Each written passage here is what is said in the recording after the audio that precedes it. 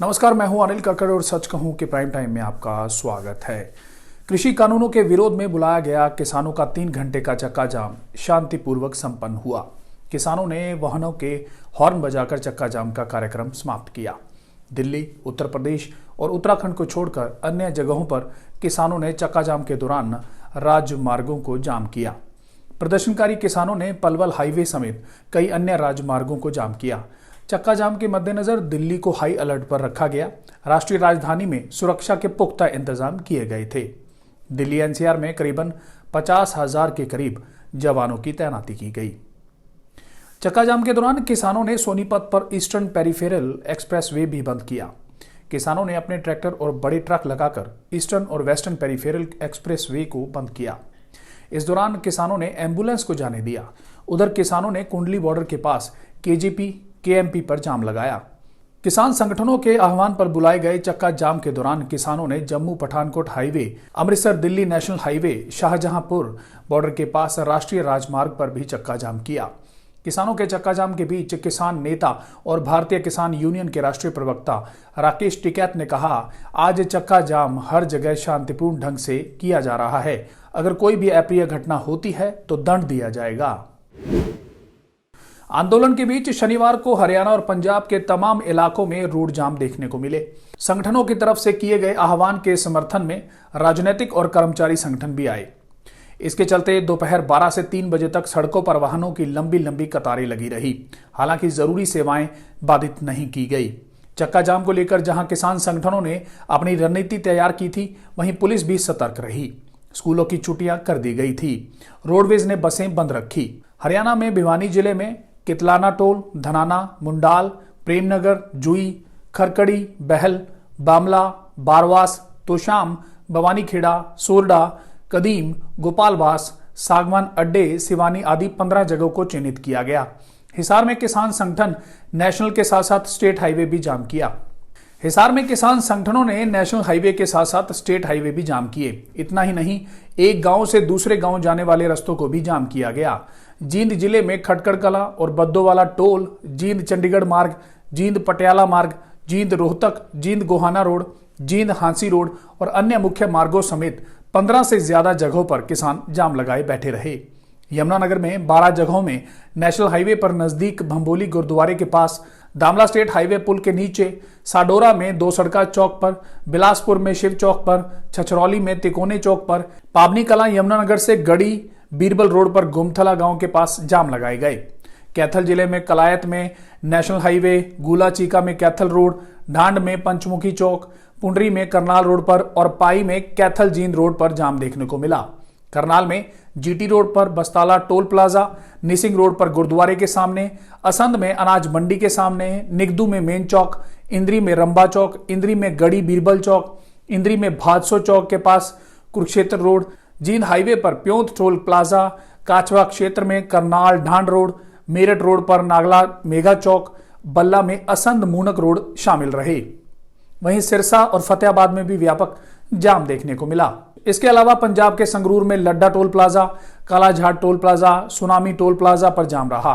बठिंडा में बठिंडा बादल रोड पर गांव घोदा, बठिंडा अमृतसर रोड पर गांव जीदा, बठिंडा चंडीगढ़ रोड पर गांव लहरा बेगा और मोड़ बठिंडा रोड पर गांव भाई बख्तौर पर ट्रैफिक रोका गया।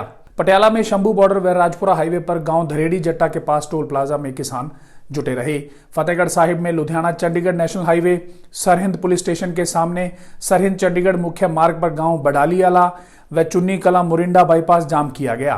फाजिलका में गांव रामपुरा, मंडी लधुका, गांव घनगा खुर्द, अरनीवाला व अबोहर में हनुमानगढ़ रोड पर किसान 3 घंटे के लिए धरने पर बैठे। मुक्तसर में कोटकपुरा रोड, इसके अलावा पठानकोट, गुरदासपुर और कपूरथला में भी जाम देखने को मिला।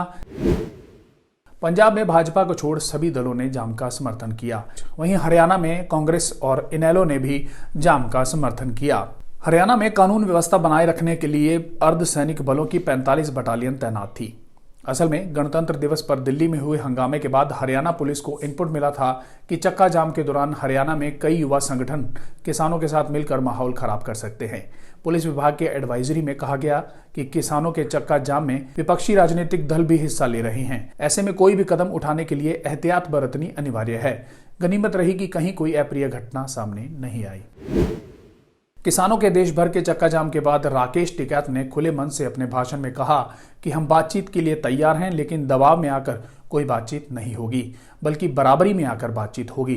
उन्होंने कहा कि हमने सरकार को कानून रद्द करने के लिए 2 अक्टूबर तक का समय दिया है, उसके बाद हम आगे की योजना बनाएंगे। उन्होंने कहा कि हमारा मंच भी वही रहेगा और पंच भी वही होगा। वो कील बोएंगे, हम फसल बोएंगे।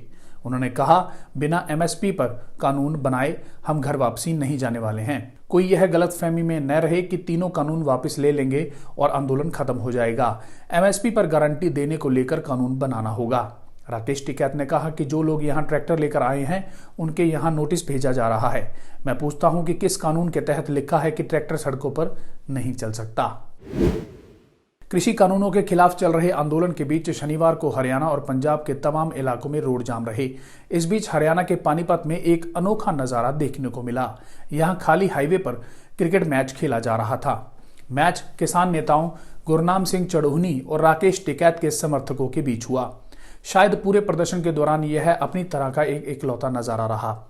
दोपहर करीबन 12 बजे यहां जाम लगने की वजह से Delhi Amritsar national highway number 1 एकदम सूना हो गया। यहां टोल बैरियर पर आंदोलनकारियों और पुलिस के पहरे को छोड़कर सामान्य आदमी नजर नहीं आ रहे थे। अचानक 1:15 बजे आंदोलनकारियों में से कुछ साथी हाथ में बैट और बॉल लेकर हाईवे पर उतर आए। देखते ही देखते प्रदर्शन की मार झेल रहा हाईवे क्रिकेट के ग्राउंड में तब्दील हो गया। यहां एक टीम हरियाणा के भाकियू प्रदेशाध्यक्ष गुरनाम सिंह चढ़ूनी के समर्थकों की थी, जबकि दूसरी टीम राकेश टिकैत ग्रुप के लोग थे। दोनों में 10-10 ओवर का मैच खेला गया। इसके अलावा कुछ और वॉलंटियर्स भी शामिल हुए। टॉस के बाद पहले चढ़ूनी ग्रुप ने बैटिंग की।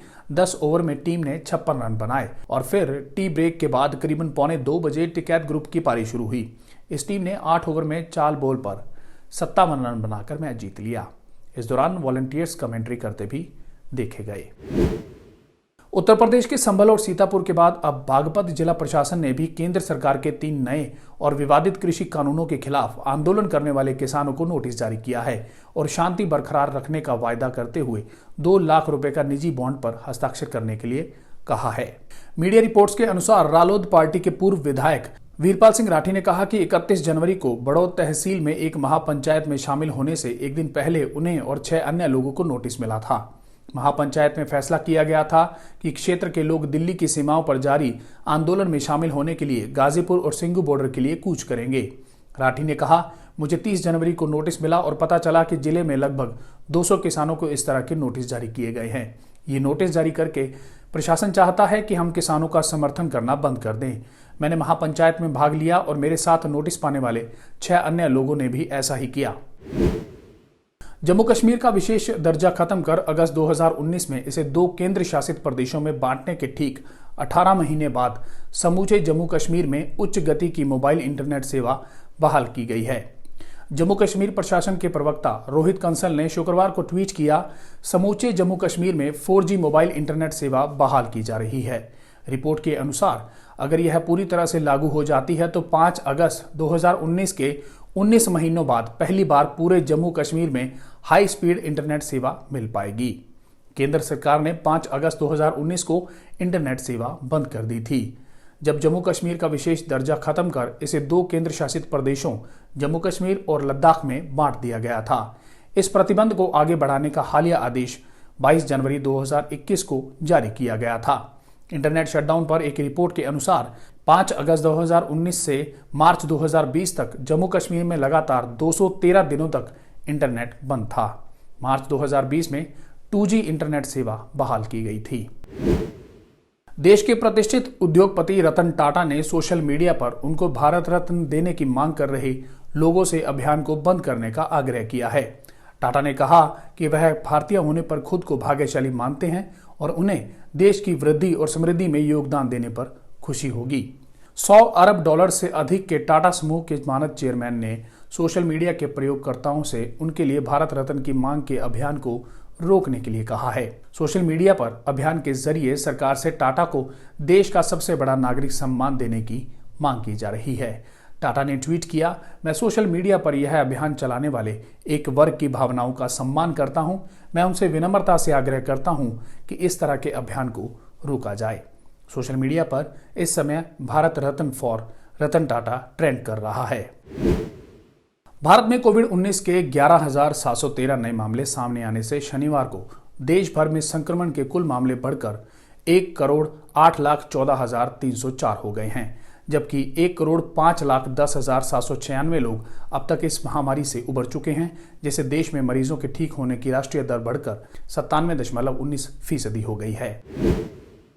एक हैकर समूह ने जम्मू कश्मीर में भारतीय एयरटेल के नेटवर्क का इस्तेमाल कर रहे सैन्य कर्मी का डेटा कथित तौर पर लीक कर दिया है। हालांकि कंपनी ने अपनी इस प्रणाली में किसी तरह की सेंध से इनकार किया है।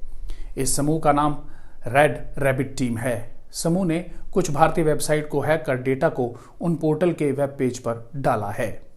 हैकरों ने साइबर सुरक्षा शोधकर्ता राजशेखर राजहारिया के एक ट्वीट के जवाब में इन वेब पेज के कुछ हिस्से साझा किए हैं और मीडिया संगठनों को इसे टैग किया है। म्यांमार के प्रभारी सैन्य अधिकारियों ने इस सप्ताह की शुरुआत में हुए तख्तापलट के बाद सोशल मीडिया पर पाबंदी का दायरा बढ़ाते हुए ट्विटर और इंस्टाग्राम के इस्तेमाल पर भी रोक लगा दी है। इस बीच देश के सबसे बड़े शहर यंगून में लोगों ने बर्तन और प्लास्टिक बोतलें बजाकर सैन्य तख्तापलट के प्रति विरोध जताया। सैन्य सरकार ने शुक्रवार को फेसबुक और अन्य ऐप पर पाबंदी लगाने के अलावा संचार ऑपरेटरों और इंटरनेट सेवा प्रदाताओं को ट्विटर और इंस्टाग्राम के इस्तेमाल पर भी रोक लगाने का आदेश दिया है। एक बयान में कहा गया है कि कुछ लोग फर्जी खबरें फैलाने के लिए इन दोनों प्लेटफॉर्मों का इस्तेमाल कर रहे हैं।